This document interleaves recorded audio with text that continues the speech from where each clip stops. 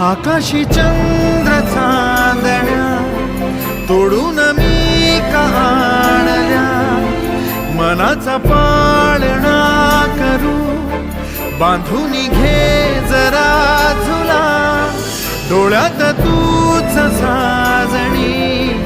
सुखाचा स्पर्श तू नामा, तुझ्या विना उरेन अर्थ जीवना,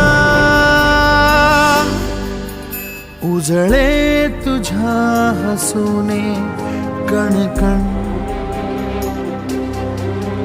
अन चंद्र हे हातीचे काकण.